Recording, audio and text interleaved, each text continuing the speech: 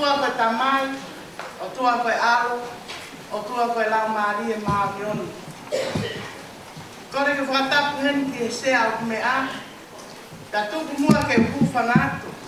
He tala whakatapu ko osi hono whai e lea pika ua ki, kai atamo oku ke whafofonga, ai lea pika ua i he kia koeni. Ki mua ke whai ai lea o kou tomua whakata. Ke tui o elangi he uri mo ta whoia whanonga anga, te aurawe ai he koloa mo e tāo e kia koeni ke hoko ko e lea pika ua, i he tariui a hawhawhine, i he tāo koeni.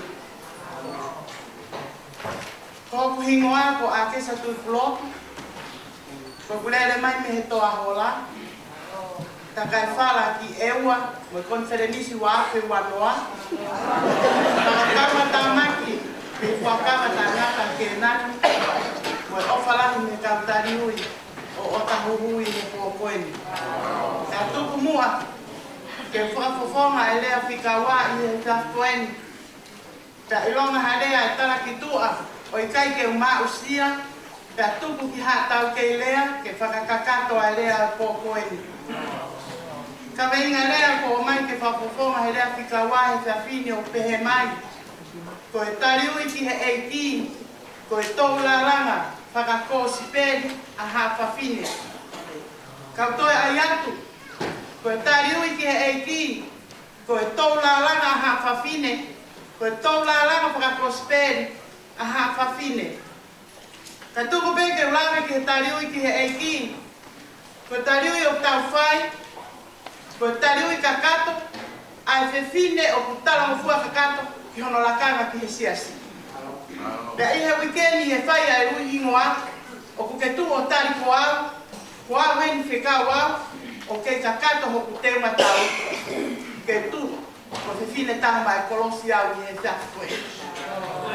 I he tōla ala ngāu tau maheni ai, ko e kau whewhine ko toa pē o whiri e ha tōla alanga, o ku whiri mai e kau whewhine o e kolo, ai kau nima lelei, ai kau whewhine o ku nau sio, o siofi ai mata i lala ngaki he eni hanga tonu.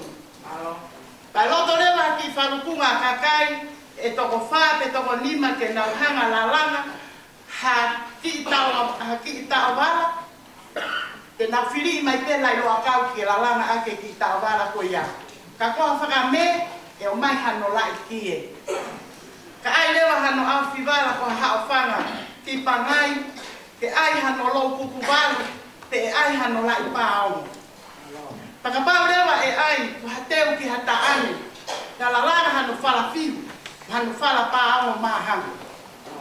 Pakapau lewa ko e loto koe o toko taha e aho ko ia, e whai pēa e kau lalanga, ki he loto toko taha koe aho. Te ai peha whatua malere. Hei kei ke whai ha loto i kau whewhine, e whai e loto o toko taha ko whaana e aho. Pea lere rewa e tō lalanga. A koe taimi koe ke whakamau whatu ai ke osi, ai taawala e toko taha ko whaana e aho, au toki ai rewa hono lea, ko kano whala e whala, pea mata toka ai lalanga. Koe hānai ko whakahoko ai he kau lea, ai tau lalanga ke whakakosperi. I he ahoni, kau whewhine tariui, ko e kosperi o tau maheni ai, ko Matthew, ko Maake, ko Luke, te Amosioni. Tau peheni rewa tala noa a Matthew. O tala noa pea Matthew ki he misa ia ko e ko Sisu Kalaisi. Ta tala noa pea Maake ki a Sisu Kalaisi ko e whare ngā mama. Ta tala noa toke tā ko Luke, ki he ngahi, mawhatuki o e sino, mo hono ngahi ka fō, he kai ke lawa he toke tā whakasino ke whaito, ka koe eiki ko Sisu Kalaisi. A toke hopo mai rewa sione, mo ene siona, ne sio hange koe sio e mata i kare, ke ne whanonga peo puna whakahenga tonu pe ki he mata la ane i yani te. Ne kai ke sio a sione ia. Ki mamani, me kau whewhekau mo malanga i e kosperi, mo e kau taura e ki mo e nau whakatonu lea, na e sio pēha sione ki tua tatau, ke whakaohinga whakahewani, mo whakalau maalie ai whakakosperi. Kau whewhine, koe tau lālanga whai te riha mata haana tō taha o ku lālanga ke ele kūre mo ni whai te riha ki he ele taowala. Koe kosperi ko sione, te mo maake, te mo luke, te mo sione, o ku nauhanga pe o whakamatara ke. Ka koe te hui mai he ahoni ki taua, ka whewhine, tariui, koe wahenga o kalani manu tau. Te taulau ko toa pe tohi tāpū, te ke whakauhinga kehepe, e kehepe e ku uhinga. Ka koutoa mai ha foi whe unu e tolu, ke whaka, ke afo aki e taulālanga he pōpoeni, te whewhai aha ako whanonga anga, o e mahina septema ko e niki septema kaha. Afo ua ki ke whehi, iho ki tā. Tanoa matiu ia na iai pēr wholofola ia i kamata anga. Pakautoa mai a iwi, wholofola o tua a tama, hamea hopo ka koe. Ta e lata a tama. Mohe mawa a tama, ofo haka a tama ko tō maha whine talawowo i hoi fua. Ofo pēr a tama kaira, ko hopu hui me hopu hui, ko kakano me hopu kakano. Pore a tama na talabo whaawai e whewhine talabo ngalo ai koe otu wana ane ngahi. Hengi aho, kua na hola toi. Koe whehi a, tu usi si tua ka ke hanga. He koho tau ki ta o manako pe he sio mai, o ki kai ke manako he sio atu. Sio pea a tama ki hono whaka ofu o wha, pa iai mo hono hoa wha ofu ofu. I kai te toi sio atu. Kau whewhine, koe whe unu ia. Hia ke kovita, whakatoka whe unu ulu aki, ko tala noa ia e kosperi. Whe unu whika wa, ko mere maktarine, ko whewhine nai tangi mui. Nai tala noa pe kosperi, nai whanonga pe a mere maktarine, ne whanonga a sisu o ni ngāwe, ana ni whanonga i pe, o wā mo sisu ki he kolosi, te a terio a sisu, te toro atu a mere maktarine he kompongi. O ne wakai, ko ne puria. Koe o whā mo e mo o ni, lai mui mo mere maktarine. Kau whewhine.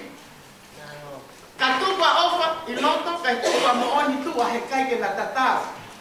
Paka omia mo oni o tupu i loto, kai tupua ofa i tu. O kui kai kuha ofa mo oni. Koe te unu, ofa mo oni, i he mari mo e whanau, ofa he siasi, ofa he whonua. Kai wakaua pe a ofa mo oni o tuku pe iro. Pe a hiki koe a sisu te kolosi, ka hiki mo hangi es kolosi, o te kai hanu auna. Ko hiki a kolosi mo e hia, a whakatau a taina me olunga, ko te unu ia o he pōkoe ne mere maktarina. A tau whakaosi ai te te unu, ai whae a sisu a mere. Lotoma, ene kei tau pōsi iku hā mai e angero mele, te ke tuitu ia, pa te ke whanau i. Hatawa pa koe eitia o langi, pa koe eitia o mamani. Una mele, lele ka Elisabeth. Elisabeth nai hae angelo ke te au pa pehe mai Elisabeth. Kai haka, i he manawa o Elisabeth i, a sione baptaisa, a whatu ai. I tau tau laranga he pōko i ka whiri. I longa, hawhala o i kai te tokarerei, ko sione, pa tokarerei. I longa hawhala o ku pipo, ko sione i talamai, i he kawhini, pa tontonu. I longa hawhala o i kai ke te unulele, tohi. O ku mahu inga, ai tohi whaka osi a sione he kosperi, ko te unuia ke tau mātuku mo ia tau whewhine. O tau mai sione vai waru pe tolu, whai e ngā wehe a ho he unu mai ai pō, he kei ke whai a ngā wehe pō uri ka koau koe māmani. Koe fōke pō niu pe ke whahalalanga he pō uri. Ka koe tohi koe whe unu, hanga tohi he whe unu o whariki he lotu whare, whariki he loki, whariki he si teku huki tua. Whaka whe unu e pot kotoa, pa ke nofo whakasio, ka hu mā setan, e lau whihia he whi unu, le leimu whi unu to tonu koe o tonu ko o whakatoka.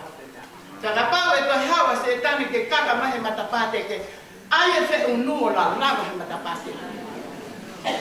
Pea e whokia setan, ka e tehea setan, isa, ka ne hanga pe o ai ke toa a tamu, te toi ai mo iwi ke tō, ka koe se unu, ai pea iwi he kone tō pea iwi ko tō e tangata isi.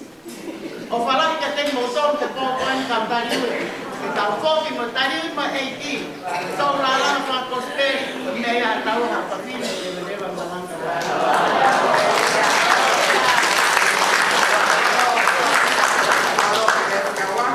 ka tau whoko atu koe hae ni whaase tau tōru nai koe.